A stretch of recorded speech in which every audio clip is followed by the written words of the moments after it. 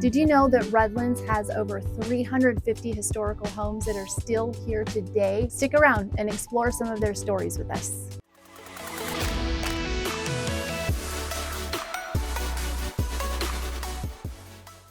And before we take you to the first home, my name's Jared, and with my wife Brandy, we help families make the move to SoCal. And we make videos just like this one on all things about the Southern California market. So to be the first to learn, subscribe below. And if you're thinking about moving to the area, give us a call. Redlands is renowned for its well-preserved architectural heritage, with over 350 period homes remaining from the late 19th and early 20th centuries. Many are designated as historic by the city of Redlands. Some are even listed on the National Register of Historic Places. The Fulbright House is a Spanish colonial revival. There was an article published on August 21st, 1929, announcing the Fulbright's daughter was getting married, and the ceremony was held in the backyard of this newly built home with 150 guests. It was an evening ceremony and there was a full moon. Those articles with those details always crack me up. But Mrs. Fulbright was always involved in society, church, and private events. She was known for hosting dozens of soirees documented in numerous newspapers, like the article about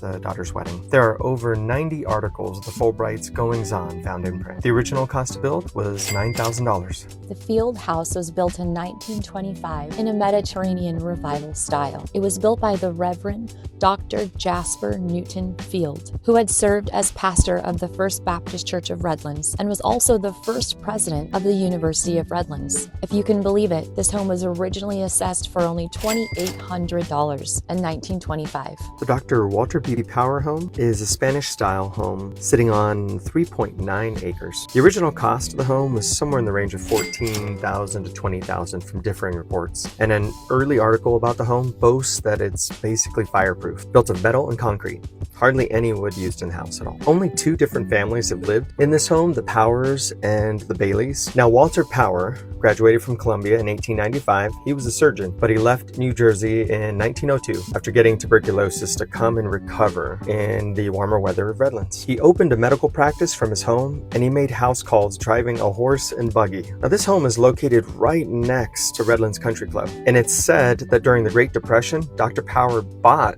Redlands Country Club for $1, and then to avoid it going under, he and other concerned citizens cared for the country club for a period of time and then sold it back to them for the same price of just $1. He just wanted to make sure he preserved that institution. Now, in 1981, the Bailey family acquired this property after the Powers passed on. Dr. Bailey performed the surgery transplanting a baboon heart into a human infant known as Baby Faye. That's one of the biggest news stories of 1984. The Mary A.K. Hamilton home, built in 1908 for just $5,400, originally had 13 rooms, but Mrs. Hamilton later remarried and remodeled to add a 6-sided powder room, 2-story library, and even a 3-level elevator. Built in the traditional craftsman style, this home still displays gorgeous woodwork, a testament to how well it's been preserved. The Sidney J. Smith home is one of Redlands' few examples of late colonial style. Originally built for only $5,000 in 1910. Sidney J. Smith was the owner of the State Street book, art, and stationery store. Now, Smith's contractor